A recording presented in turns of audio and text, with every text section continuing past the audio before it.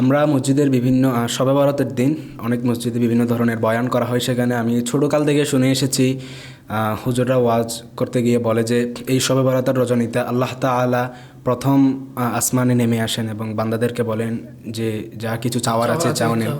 এখন এখানে আমার প্রশ্নটা হলো, আমাদের আহলে সুন্নাহ ওয়াল জামাতের আকীদা মতে আল্লাহ তাআলা নিরাকার।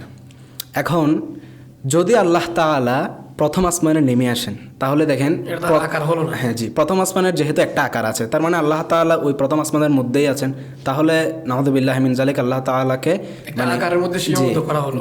আসলে বিষয়টি নিয়ে আমাদের উপমহাদেশে একটা ফেরকার জন্ম হয়েছে, যে ফেরকাটির নাম ফেরকায়ে মুজাসসিমা, মানে যারা দেহবাদী বিশ্বাসী।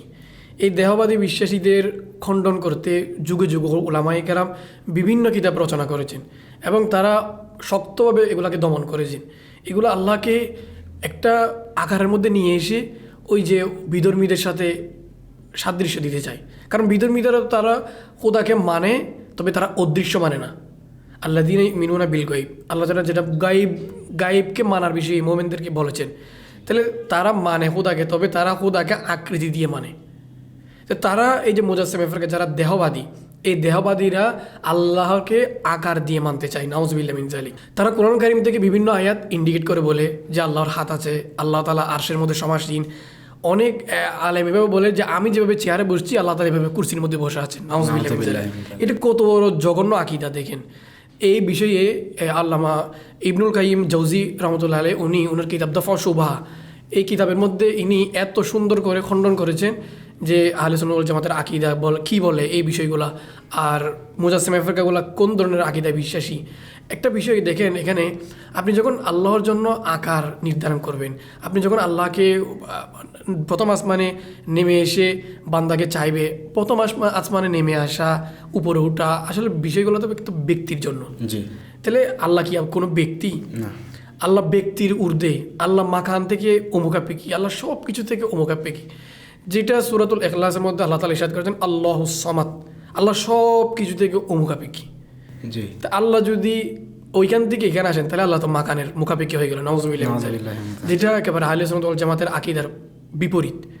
এই বিষয়ে আলা হযরত ইমাম আহমদ রেজা খান ফাজিলে বেরলভী রহমাতুল্লাহ আলাইহি উনি এমন একটা সুন্দর কিতাব রচনা করেছেন, এখানে দাঁত ভাঙা জবাব দিয়েছেন। যে কিতাবটির নাম আল কাওয়ারিউল কাহার ফি রদ্দি আলাল মুজাসসিমাতিল ফুজ্জার। এই কিতাবের মধ্যে আলা হযরত রহমাতুল্লাহ আলাইহি উনি এত সুন্দর করে এই যে মুজাসসিমা ফিরকাদেরকে একেবারে রদ করেছেন, এত সুন্দর করে চমৎকার করে মানে দলিলগুলোকে খণ্ডন করেছেন। এখানে আর কোনো দ্বিতীয় ব্যক্তি আর কিছু বলার প্রয়োজন নেই। তাহলে এই কিতাবগুলো যখন তারা স্টাডি করবে তাদের জন্য জবাব হয়ে যাবে।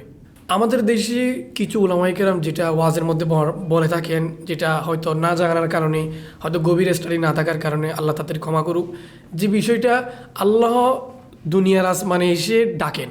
আসলে হাদিসে পাকে এমনটি বলা হয়নি। হাদিসে পাকে বলা হয়েছে আল্লাহ তাআলার রহমত বান্দার কাছাকাছি চলে আসে, বান্দার কাছাকাছি চলে এসে আল্লাহ তাআলার কুদরতি আওয়াজের মাধ্যমে বান্দাদেরকে স্পেশালি ডাকা হয়। শুধু ওই রাত্রি না, যে রাতগুলোকে আল্লাহ তাআলা বিশেষভাবে সম্মানিত করেছেন, বিশেষ করে 5টি রাত, তার মধ্যে শবে বরাতের রাত্রি। এই বিশেষ রাতে আল্লাহ তাআলার রহমতগুলো বান্দার নিকটবর্তী হয়ে যায়। আল্লাহ আসেন, আল্লাহ আবার সমাসীন হন, এই ধরনের বিষয়গুলো এখানের সাথে যায় না। এটা ভুল বুঝাবুঝি। এই বিষয়টা একেবারে ভালো করে স্টাডি করে তাহলে মানুষকে সুন্দরভাবে একটা মেসেজ দেওয়া যায়।